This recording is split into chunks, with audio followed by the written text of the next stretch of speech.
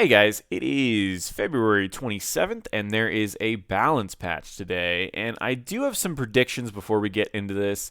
These were predictions that I made yesterday at about 6 o'clock on the Discord. Pretty much just said Anubarak, Ana, Abathur, Maiev, Zera, and Orphea will all get nerfs. Whitemane, Samuro, Chen will have unpopular talents buffed. And we can see right off the bat that I was wrong. We don't see a Nubarak in here at all. I don't believe we see Abathur in here at all. So I was wrong on some areas, but we will see if there's any areas that I did get it right. Alarak, unpopular talent being buffed, which is pretty good. Blade of the High Lord now gives 2 sadism whenever you basic attack the enemies up to 30%. And then you will lose that sadism on death. So more benefits of like pulling people in, dealing auto attack damage, and getting those benefits there. Cho'Gall, mainly just unpopular talents that are being buffed. All the way down the rows, just unpopular talents that are being buffed. Li Ming, unpopular talents that are being buffed. So the Ether Walker, this one's actually kind of interesting. So I'll talk about this one first. Cooldown reduction is increased from 50% to 5 seconds. So that's pretty good, but I do want to talk about this. So Ether Walker was the talent that pretty much made it to where if you don't take damage in, I think it's like 5 seconds, then your teleport can be casted for free and at a reduced cooldown, like I think it's like 2 seconds or something. Made it to where you could pretty much move at about the speed of a mount, a little bit under the speed of a mount, by just teleporting every couple seconds.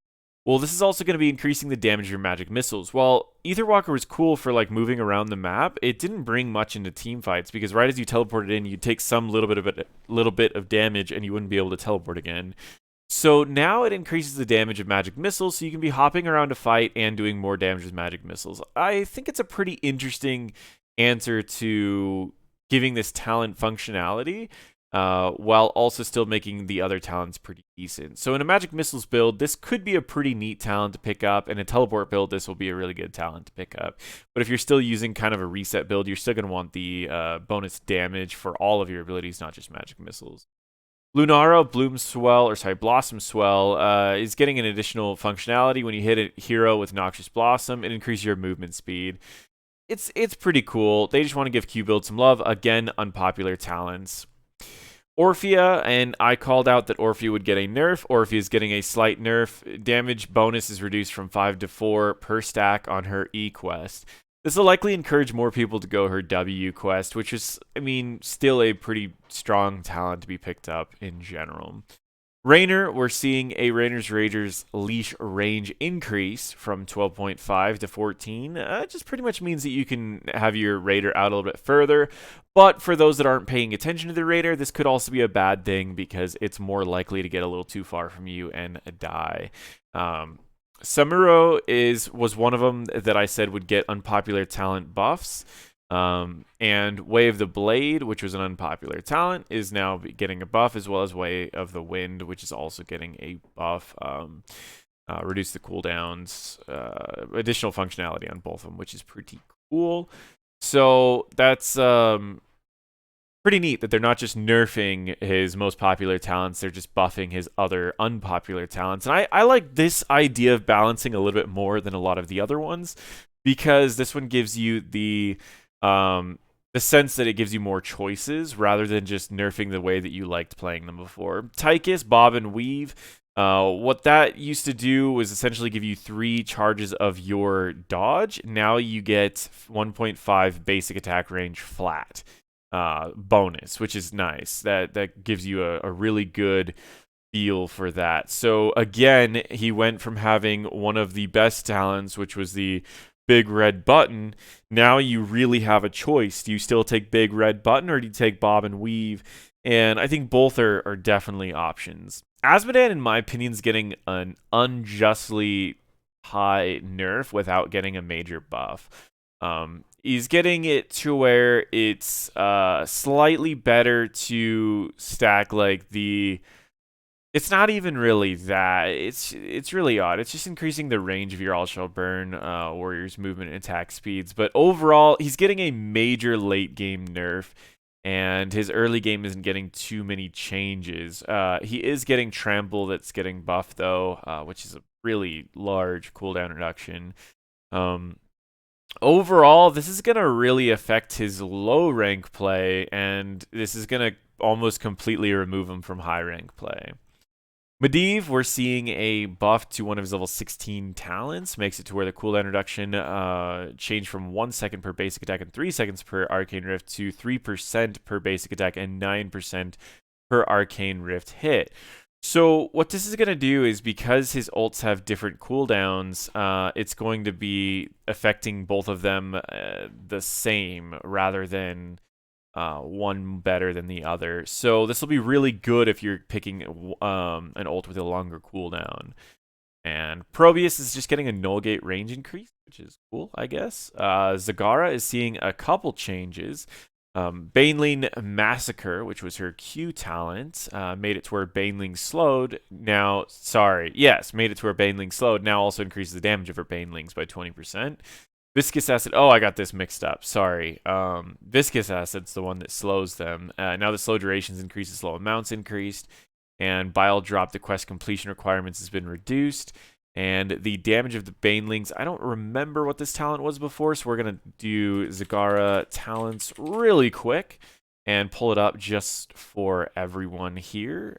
So 2 additional charges of Banelings also is going to be increasing the damage of the Baneling. Ana, I called out, would get a nerf.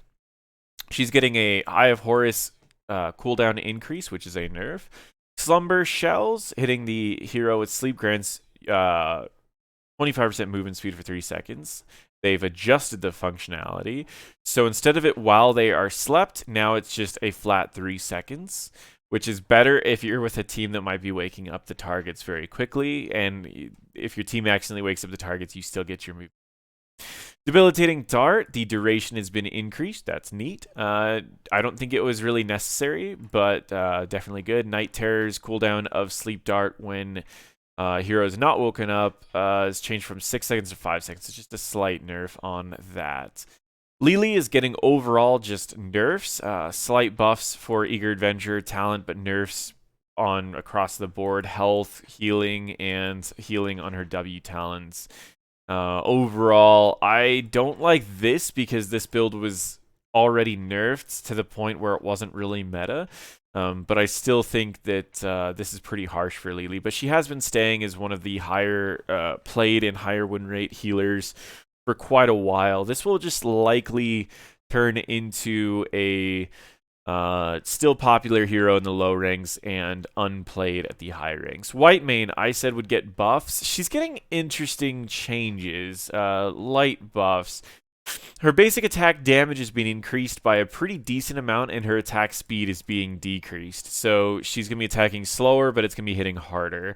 Her W's damage is being increased by a decent amount, as well as her Q level 13 talent that would heal herself when you got...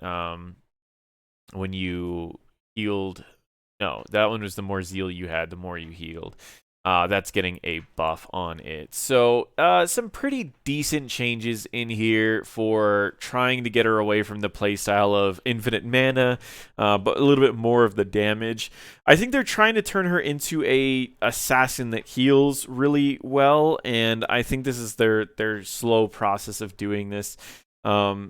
I do think that she's going to be used in the higher ranked play, but not in competitive. Maybe just something where people really like playing her, like to do the burst damage of her, but they don't really need the consistency of a healer, which is where competitive is going to be used. Anyways, Cho, once again, just an overall buff to his health, which is nice, and then unpopular talents are getting buffs, which is pretty good. Some movement of pretty much all of the level 13 talents were moved to 16, and 16 talents were moved to 13.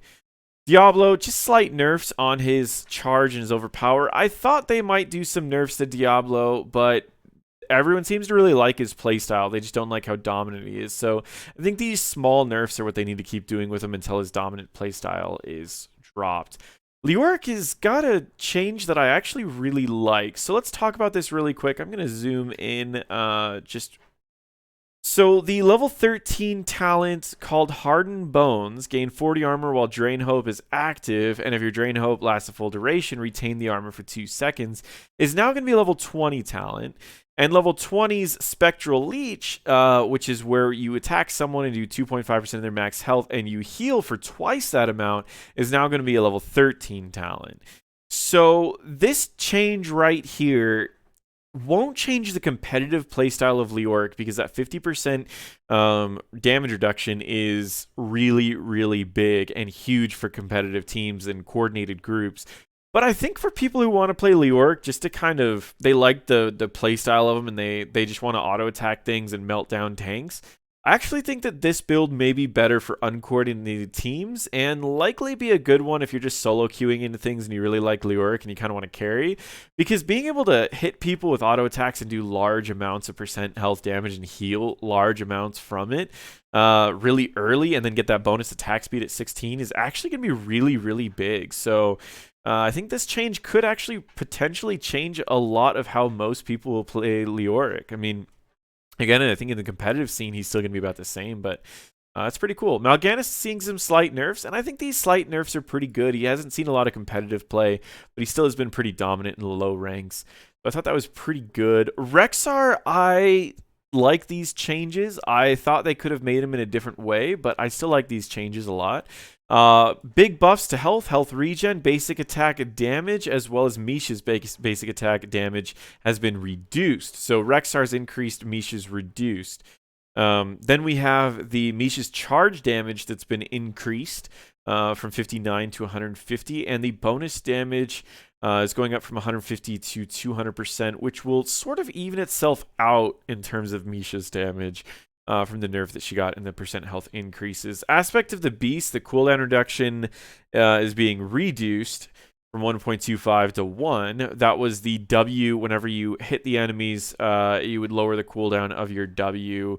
So you would keep auto attacking, keep stunning, keep dealing more damage. And with this extra damage, I think it's good that they nerfed this down. It's still going to be a must pick, I think, especially since they buffed the damage of it. I mean, this is almost triple the damage of what it was before. And then Dire Beast, the damage reduction per stack is reduced from 40 per stack to 15% per stack. So overall, this is a very powerful early game team fight increase to a weaker late game team fight. I don't know. It's weird. I don't really know. I don't think this is the exact way they should have changed him. It's going to make him played a lot more and much stronger in the early game, but it's going to make him still just as weak in the late game from my understanding. And I don't think that's exactly how he should have been adjusted. But either way, he'll still be a great pick on Dragonshire and Brax's holdout. On to Sonya, Giant Slammer did percent health damage with your W.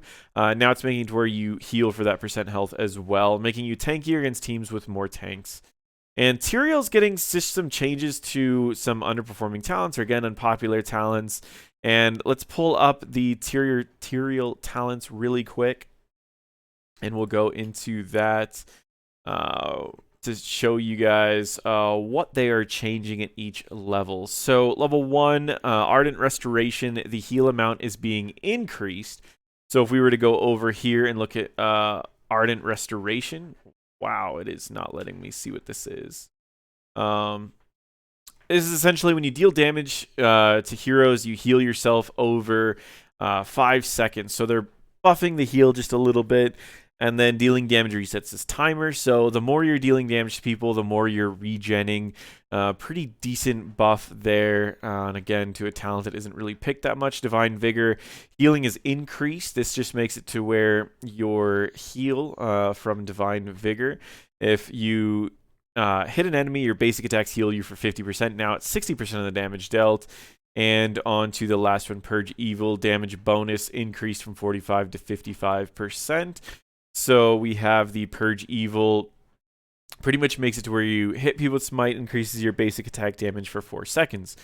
So what are they effectively doing? They've buffed his Purge Evil, they've buffed his healing, and they've buffed his healing for the more damage he dealt. I feel like this made him more of a solo laner. They've given him a talent that allows him to sustain in the solo lane. They've given him a talent that increases the sustain that he has in the solo lane, once again, as well as the increased damage that he has in 1v1 situations in the solo lane. Overall, this seems like all just great talents to increase his solo lane ability. So the same use that you would do with Blaze, where you would throw Blaze in the solo lane for Bunker, you're going to be possibly seeing a lot of Tyraels in the solo lane for Sanctification. Possibly the Judgment plays against specific healers or targets you really need to blow up. And that's essentially it for the balance changes that we currently have for February 27th. Let me know what you guys think about them in the comments below. A little surprised we didn't see any Anub'arak nerfs, but maybe those are on the way. And overall, I think the rest of the changes are pretty good. Couple I disagree with, but again, I don't work there. I'm not coming up with any balance changes. Some of them that I think will be interesting, I'd like to see Ether Walker being used a little bit more. I might try it out a little bit and go from there. Thank you guys so much for watching, and feel free to check out any of my other videos.